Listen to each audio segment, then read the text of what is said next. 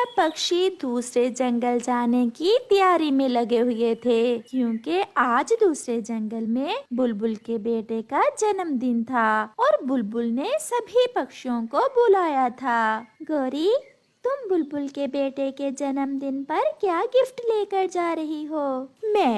मैं तो नहीं, अभी नहीं बताऊंगी। मैं सरप्राइज ही दूंगी। मेरे कालू जी शहर गए हुए हैं कोई बढ़िया सा गिफ्ट लेने के लिए। मैंने तो बुलबुल के बेटे के लिए एक अच्छी किताब ली है। किताब? ये भी कोई गिफ्ट है? कोई ऐसा गिफ्ट लो जो उस बच्चे के काम भी आ सके। ऐसे खुशी के मौके पर वो बैठकर क्या किताब पढ़ेगा? मेरे ख्याल में किताब से अच्छा गिफ्ट और कोई हो ही नहीं सकता। अच्छा, अब मैं जाती हूँ। मेरे कालू जी भी शहर से गिफ्ट लेकर पहुँच गए होंगे। गौरी, कहाँ गई थी तुम? मैं चिड़िया के पास गई थी कालू जी। आज बुलबुल के बेटे का जन्मदिन है। सबको बुलाया है बुलबुल ने और सभी पक्षी तरह तरह के गिफ्ट लेकर जाएंगे और हमारे पास लेकर जाने के लिए कुछ भी नहीं है। तो इसमें चिंता वाली क्या बात है? अपने पति कालू कौवे के होते हुए तुम परेशान क्यों हो? हम ऐसा करते हैं, किसी खाली डिब्बे में पत्थर डाल लेते हैं और रास्ते में किसी दूसरे पक्षी से वो डिब्बा बदल लेंगे। कैसा रहा मेरा उपाय? वाह रे कालू, तुम तो गजब के शैतान हो। ये तो मेरे दिमाग में आया ही नहीं। फिर कालू कौवा एक बड़े डिब्बे में कुछ पत्थर डाल लेता है। दोपहर के बाद सभी पक्षी एक पेड़ पर इकट्ठे हो जाते हैं। जाने का समय हो गया है और अभी तक वो कौवा और कौवी नहीं आए। वो आने ही वाले होंगे। गौरी ने तो बुलबुल के बेटे को देने के लिए कोई महंगा गिफ्ट खरीद रखा है। चिड़िया, क्या सच में गौरी भी बुलबुल के बेटे को गिफ्ट देगी? हाँ, क्या देगी ये नहीं जानती मैंने पूछा तो था मगर बताया नहीं उसने। फिर गौरी और कालू भी वहाँ आ जाते हैं। सॉरी दोस्तों, हम थोड़ा लेट हो गए। वो ऐसा है ना, मैं गिफ्ट को पैक करवाने चला गया था। कौवे, तुम्हारा गिफ्ट भी मेरे गिफ्ट की तरह का ही है। लगता है तुमने भी हवाई जहाज लिया है बुलबुल के बेटे के लिए। हम तो वहाँ जाकर ही बताएंगे हमने क्या लिया है। अब चलें, हमें शाम को लौट कर भी आना है। फिर वो सब उड़ते हैं। थोड़ी दूर जाकर गौरी कौवी दूसरे पक्षियों से रुकने का कहती है, क्योंकि उन्होंने किसी दूसरे पक्षी से गिफ्ट जो बदलना था, क्योंकि उनके अपने डिब्बे में तो पत्थर थे। रुके रुके, मैं थक गई हूँ, थोड़ा पानी पी ले, मुझसे और उड़ा नहीं जाता। अब ज्यादा देर ना लगाना, हमें जल्दी जाना होगा। गौरी, मैं इनको बातों में लगाता हूँ और तुम तोते के डिब्बे के साथ अपना डिब्बा बदल दो। फिर कालू दूसरे पक्षियों को बातों में लगाता है। वो सामने वाले पहाड़ की दूसरी दिशा में मेरे मामा जी रहते हैं। मेरे मामा जी के आमों के बाग हैं। जब सब पक्षी दूर पहाड़ों की तरफ देख रहे थे तो गौरी कौवी तोते के डिब्बे के साथ अपना डिब्बा बदल लेती है और पत्थरों वाला डिब्बा वहाँ रखकर उसका डिब्बा उठा लेती है। कबूतर गौरी को ऐसा करते देख लेता है और कबूतर जान लेता है कि दाल में कुछ काला है जो गौरी ने तोते से अपना डिब्बा बदला है। कबूतर खामोश रहता है। वो सब फिर से उड़ते हैं। थोड़ी दूर जाकर कबूतर दूसरे पक्षियों से कहता है, रुको रुको, मुझे वॉशरूम करना है, थोड़ी देर रुको। वो सब फिर से रुक जाते हैं। गोरी और कालू, वो सामने वाले पेड़ पर कितना मीठा अमरूद लगा हुआ है। अमरूद को देखकर गोरी और कालू तुरंत अमरूद खाने चले जाते हैं और पीछे से कबूतर जो डिब्बा उन्होंने तोते का चुराया था वो दोबारा तोते से बदल देता है। ये अमरूद तो बहुत मीठा था। मैंने वॉशरूम कर लिया है, चलो अब चलें। वो सब फिर से उड़ते हैं। आखिर वो सब पहुंच जाते हैं। बुलबुल ने सब पक्षियों के लिए अच्छे अच्छे भोजन का बंदोबस्त किया हुआ था। हमें बहुत खुशी हुई बुलबुल बहन, जो आपने हमें अपने बेटे के जन्मदिन पर बुलाया। अब जल्दी जल्दी से अपने अपने गिफ्ट दे दो और देखते हैं सबसे सुंदर गिफ्ट किसका है। गोरी ऐसा कहती है। फिर सब पक्षी बुलबुल के बेटे को अपने अपने गिफ्ट देते हैं। चिड़िया के डिब्बे से किताब निकलती है। कबूतर तो चॉकलेट लाया था।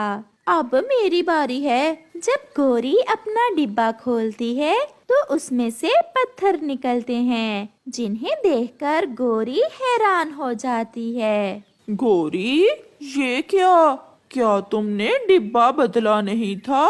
बदला था। गोरी ने तोते से अपना डिब्बा तो जरूर बदला था, मगर जब मुझे वॉशरूम आया था तो मैंने वो डिब्बा दोबारा तुम्हारे वाले डिब्बे से बदल दिया था। अच्छा, तो मुझे उल्लू बनाने के चक्कर में थे। अब हुई ना बेइज्जती सबके सामने, लाए भी तो पत्थर। फिर गोरी और कालू अपना सर शर्म से झुका लेते हैं और उन्हें सबके सामने शर्मिंदा होना पड़ता है। गोरी कव्वी पहाड़ों वाले जंगल में रहती थी। वो हर समय कोई न कोई शरारत करती रहती। सभी पक्षी उसकी शरारतों से तंग थे। चिड़िया अपना पानी का मटका लिए जा रही थी कि गोरी कव्वी पीछे से पत्थर मारती है और चिड़िया का पानी का मटका तोड़ देती है। बुरी गोरी कव्वी, ये तुमने क्या किया? तुमने मेरा पानी का मटका क्यों तोड़ दिया? मैंने सोचा कि तुम थक गई होगी, इसलिए मैंने तो तुम्हारा बोझ कम किया है। मेरे पास ये एक ही मटका था जिसमें मैं पानी लेकर जाती थी। अपने पति से कहना नया ला देगा। ऐसे कहते हुए गोरी कव्वी वहाँ से चली जाती है। रानो, आप तो पानी लेने गई थी नदी पर और खाली पंखी वापस लौट आई हो। क्या बताऊं, उस गोरी की बच्ची ने पत्थर मारकर मेरा मटका ही तोड़ दिया। गोरी तो ऐसे शरारतें करती है जैसे छोटी सी बच्ची हो। मैं कालू को बताऊंगा, वही समझाएगा उसे। ना, आप रहने देना, आपस में लड़ाई हो जाएगी उनकी। कुछ दिनों के बाद गोरी कव्वी उड़ते हुए जा रही थी कि उसकी नजर कबूतर और उसकी पत्नी लूसी कबूतरी पर जाती है, जो बैठे भोजन खा रहे थे। मेरे पास ये जो कड़वे पेड़ का फल है, अगर मैं ये फल कबूतर को खिला दूं तो अच्छी शरारत मिल जाएगी मुझे और उसका पेट खराब हो जाएगा। ऐसा सोचते हुए गोरी कव्वी कबूतर और कबूतरी के पास जाती है। ठंड के मौसम में कैसे सूखे दाने खा रहे हो? लो, ये फल खा लो, मेरा तो पेट भर गया है। आपको बैठे देखा तो सोचा अपने कबूतर भैया को ही दे देती हूँ मैं ये फल। नहीं, आप रहने दें, हम अपने सूखे दाने ही खा लेते हैं। कितने प्यार से लेकर आई है गोरी बहन। लाओ लाओ गोरी, मैं खा लेता हूँ ये फल। फिर कबूतर गोरी से वो फल लेकर खा लेता है। अब मजा आएगा जब कबूतर तुम सारी रात टॉयलेट में गुजारोगे। इस फल को खाने से पेट खराब हो जाता है। ये कड़वे पेड़ का फल है। क्या? तो फिर क्या तुमने मुझसे शरारत की है? तो और क्या, मुझे तुम्हारी चिंता हो रही थी। तो फिर क्या था, कबूतर अपनी पत्नी के साथ बहुत मुश्किल से उड़कर अपने घर तक पहुंचता है और घर आते ही उसका पेट खराब हो जाता है। वो टॉयलेट में जाता और फिर जैसे ही वापस आता, रास्ते में ही उसे फिर से जाना पड़ जाता। थोड़ी दूर बैठी गोरी कव्वी ये देख देख कर बहुत इंजॉय कर रही थी और कबूतर की तरफ उंगलियां कर कर के हंस रही थी। अब कैसा है पति जी?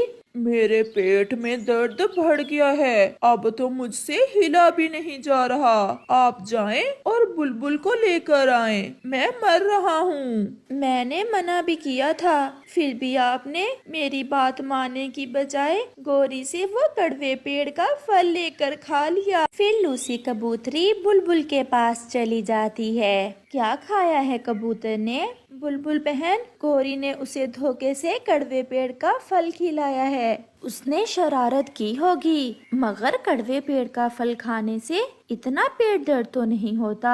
चलो मैं जाकर देखती हूँ। फिर बुलबुल लूसी के साथ उसके घर जाती है। वो जब घर पहुँचती हैं, तो तब तक कबूतर तो जान से ही जा चुका था। कबूतर तो मर चुका था। बुलबुल बहन, जल्दी देखें, मेरे पति जी की आंखें ऐसे क्यों बंद हैं? डायरिया होने से पानी की बहुत कमी हो गई थी और आपका पति मर गया है। मैं अब कुछ नहीं कर सकती। बुलबुल वहाँ से चली जाती है। लूसी सारी रात बैठी रोती रहती है। जब सुबह होती है तो ये बात पूरे जंगल में फैल जाती है कि गोरी कव्वी ने कड़वा फल खिलाकर कबूतर को मार दिया है। चिड़िया बहन, मैं अपने बच्चे की कसम खाती हूँ, मैंने तो केवल मजाक किया था। मुझे क्या पता था कि कबूतर सच में मर जाएगा। आपको तो पता है, कबूतर मेरा भी बचपन का दोस्त था। गोरी, अब जो भी कर लो, गया समय लौट कर नहीं आने वाला। चलो जाकर लूसी का दुख थोड़ा बांट लेते हैं। फिर गोरी कव्वी चिड़िया के साथ लूसी के घर जाती है। डायन, यहाँ क्यों आई हो? मेरे पति को मार दिया तुमने, अब क्या मुझे मारने आई हो? क्या बिगाड़ा था मेरे पति जी ने तुम्हारा? हौसला करो लूसी, हौसला करो। मैंने मजाक, आप यहाँ से चली जाएं। मुझे विधवा कर दिया तुम्हारे मजाक ने। फिर गोरी रोती हुई वहाँ से चली जाती है। एक छोटे से मजाक ने एक जान ले ली थी। अब गोरी जितना भी रोए, जो भी करे, कबूतर लौटकर कहाँ आने वाला था और ना ही गया समय।